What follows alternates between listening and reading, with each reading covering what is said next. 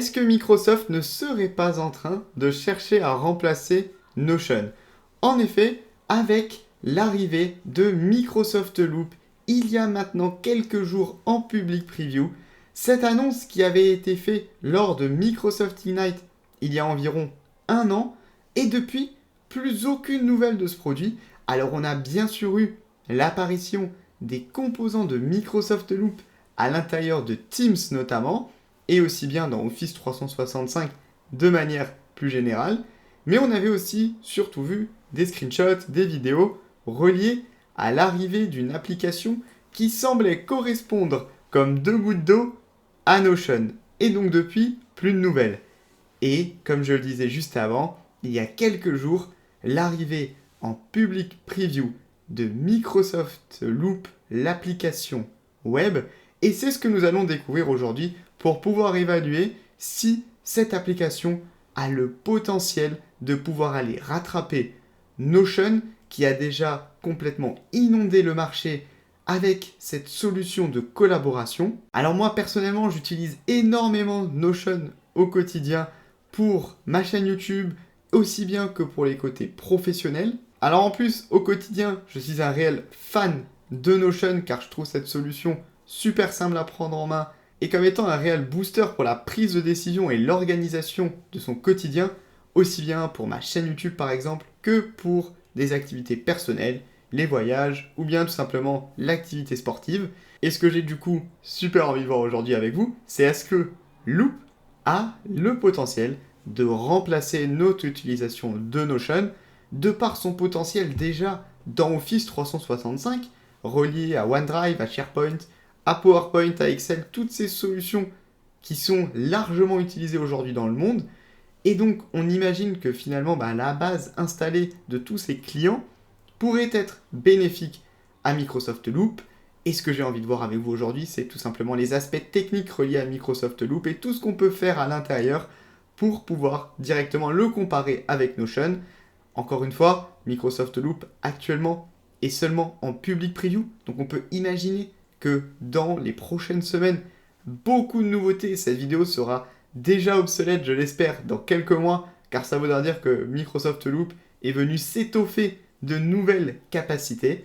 Et on va déjà regarder ensemble toutes celles qui sont disponibles, à quoi correspondent les éléments déjà disponibles dans Loop. On va voir la partie composants, pages et workspace, et de comprendre comment tout ça s'articule pour pouvoir directement libérer votre productivité et travailler plus efficacement tous ensemble.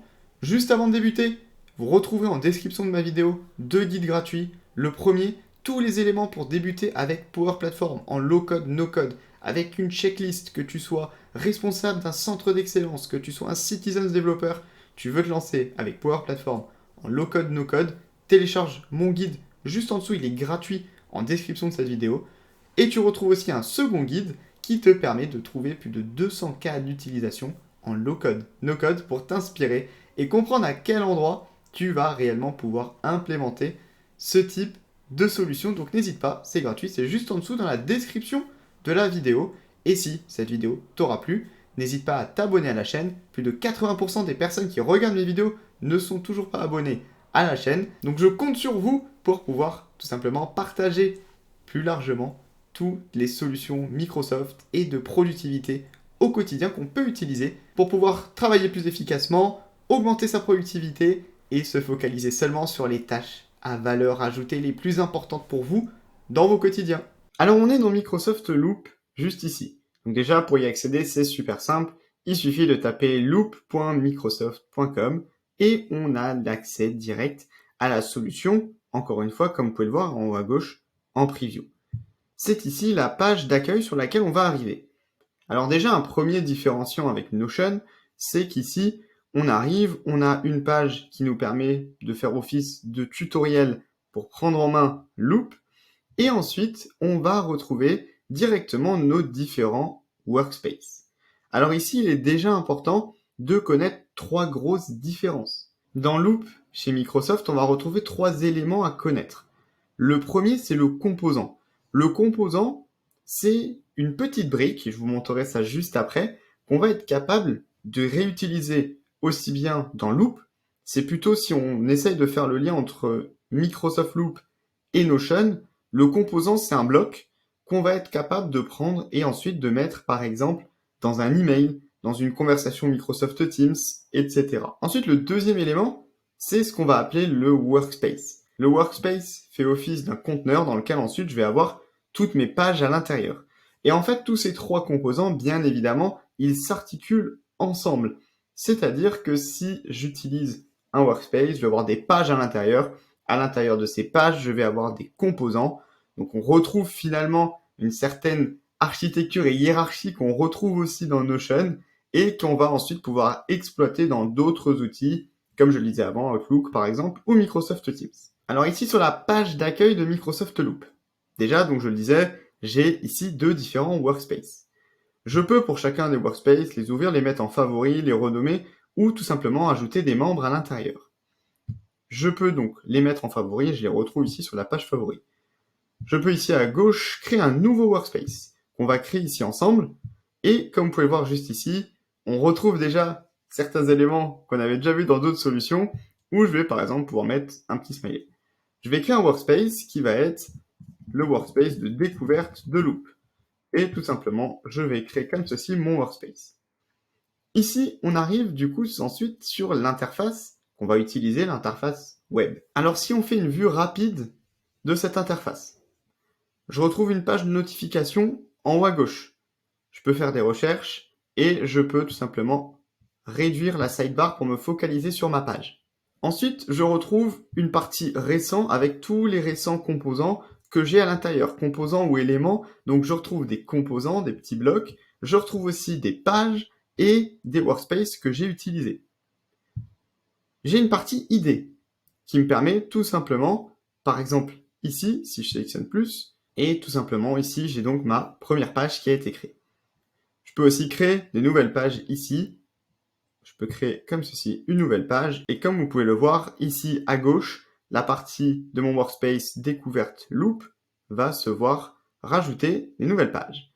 Ensuite, je peux comme cela basculer et naviguer entre mes différents workspaces. Ensuite, si on passe sur le haut de la page, on retrouve ici tout simplement le parcours et directement l'accès aux différentes pages à l'intérieur de mon workspace. Je sais toutes les personnes qui sont à l'intérieur et tout ce qu'elles ont fait à l'intérieur de mes différentes pages loop. Je peux ensuite partager cette page dans un autre workspace disponible. Je peux copier directement cette page et la transformer en un composant. Donc là, c'est quand même juste super intéressant. Imaginez, je crée une page de gestion de projet. Au lieu d'envoyer toute la page, je la convertis en un composant. Ce composant, je peux ensuite le mettre à l'intérieur d'un mail dans Outlook et directement le partager et voir les interactions en live, mais je vous montre ça juste après. Et j'ai enfin la partie qui va être liée au partage. Comment est-ce que je peux donner accès à toutes ces pages directement en tapant l'adresse email. Une des grosses différences avec Notion, c'est qu'à date, pour le moment, il n'y a pas de possibilité d'ouvrir cette utilisation en externe. Donc on reste directement à l'intérieur d'Office 365 des personnes au sein de votre entreprise. Et après, on retrouve aussi bien évidemment la partie historique des versions qui me permettrait de revenir sur une ancienne version, supprimer le workspace et pour l'instant ensuite aussi sur la partie setting de pouvoir aller un petit peu plus loin. Ensuite, si je reviens sur les pages, alors comme vous pouvez le voir ici, si je crée une nouvelle page, je peux créer une nouvelle page comme on l'a fait plusieurs fois, je peux ajouter une icône pour cette page qu'on va retrouver ensuite à gauche et une cover pour pouvoir tout simplement embellir mes petites pages. Je peux aussi rajouter des images qui proviennent directement de mon PC, de SharePoint, etc. Ensuite, au niveau de la structure, on va retrouver une structure qu'on connaît plus ou moins déjà, notamment pour ceux qui, comme moi, utilisent beaucoup Notion. Ici, on va pouvoir donner un titre à notre page et ensuite, il vient tout simplement slash et on peut rajouter comme cela des composants, bien évidemment, à l'intérieur de la page. Alors, on va pouvoir ajouter des composants. Et comme on va l'avoir dans Notion, ça va se présenter sous forme de blocs avec des headings, des tables, des checklists. Par exemple, ici, si on veut se rendre compte de la checklist, on va mettre étape 1, étape 2, etc., étape 3. et ensuite permettre aux personnes qui vont venir sur notre page tout simplement d'aller valider des choses. Je peux aussi, si on regarde un petit peu les autres composants, ce qui est intéressant, moi j'ai bien aimé ici la table de vote, où on peut mettre une idée, mettre les pour et les contre, et ensuite les personnes viennent voter comme ça dessus. C'est assez intéressant. On peut aussi renommer, changer le type de colonne, comme on le voit ici. Et si on regarde ici, je suis directement marqué à l'intérieur et je peux voter. Si on finit juste sur ce qu'on peut ajouter, on peut mettre des emojis, on peut marquer des personnes, avoir des barres comme ça de tracking. C'est aussi assez intéressant pour mettre des dates, voir les progrès, etc. On peut déjà faire des choses en plus très jolies. La grosse différence avec Notion, c'est le nombre de composants qu'on va pouvoir ajouter à l'intérieur sous forme de bloc. Vous l'avez vu, il est quand même beaucoup plus limité. Alors c'est les pour et les contre. Pour ceux qui ont beaucoup utilisé Notion, on peut vite se perdre sur tous les blocs disponibles dans Notion.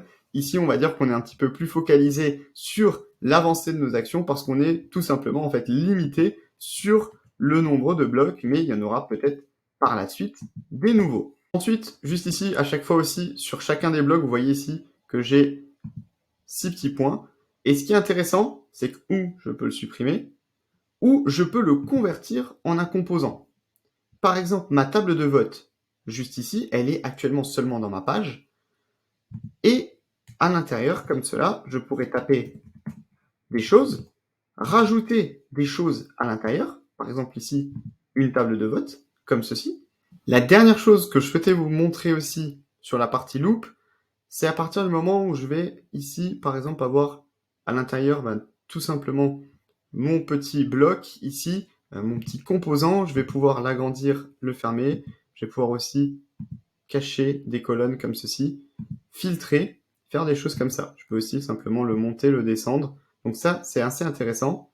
Et une autre chose qui était importante de revoir ensemble, ici, vous voyez, c'est un petit chat où je peux tout simplement liker certaines choses. Et je peux aussi ajouter, par exemple, setup, comme ceci. Je partage et on voit en fait tous les commentaires que les personnes ont laissés sous le titre de notre composant. Alors moi, je trouve ça assez intéressant dans le sens où ça va permettre de créer des interactions aussi à l'intérieur de Loop.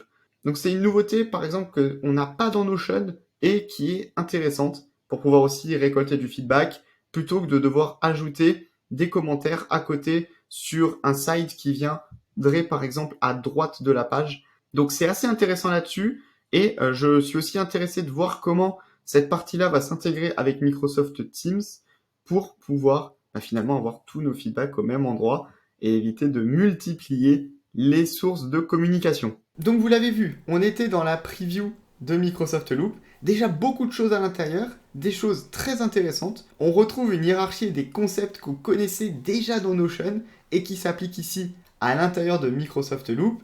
Je pense notamment à la manière dont sont structurées les pages, à l'interface utilisateur, la manière de partager, etc. En effet, quand il y a des choses qui sont très bien faites, tout simplement, n'hésitons pas à les reproduire et potentiellement juste derrière à les améliorer. On a aussi déjà des premières intégrations possibles, comme on l'a vu avec Outlook, pour pouvoir solliciter d'autres outils d'Office 365. Et je l'espère dans le futur, des outils comme PowerPoint, Excel, SharePoint, etc. pour aller aussi un petit peu plus loin. Alors si on veut beaucoup de blocs possibles avec des types de blocs qu'on peut ajouter ou des composants comme voilà dans Microsoft Loop, clairement Notion a beaucoup plus d'éléments aujourd'hui. Ce qui peut faire qu'on va être aussi parfois moins focalisé sur les actions à prendre, mais plus à faire des jolies pages, etc. Je trouve que Microsoft Loop est peut-être un petit peu plus focalisé sur l'action, la prise de décision, travailler ensemble, que sur aujourd'hui faire des pages qui sont super jolies comme on peut l'avoir dans Notion, mais ça va peut-être tendre à évoluer avec l'arrivée de nouveaux composants.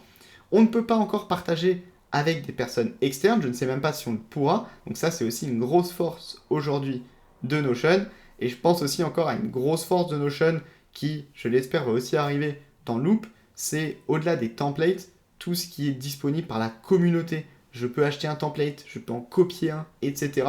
pour pouvoir aller plus loin, gagner du temps. Aujourd'hui, dans Loop, on est encore obligé de démarrer souvent d'une page blanche ou des quelques templates disponibles, mais il y a déjà des indices qui nous laissent à penser que dans le futur, on va avoir de nouvelles choses. Donc on peut voir un énorme avenir aujourd'hui dans Microsoft Loop Surtout que l'une de ses forces, encore une fois, ça va être l'intégration avec tous les outils Office 365. Et là, je pense que ça peut réellement être un game changer pour Microsoft Loop en s'appuyant sur tous ces clients-là et tous ces usages déjà bien ancrés dans notre quotidien pour faire de Microsoft Loop potentiellement la seule solution du marché capable d'aller concurrencer Notion, comme a essayé de le faire Obsidian il y a quelques temps, mais qui n'avait pas cette force de frappe-là que peut avoir Microsoft. Et donc je sais pas vous, mais personnellement je suis super impatient de voir comment ça va évoluer dans les mois à venir avec toutes les nouveautés qui risquent d'arriver sur Microsoft Loop.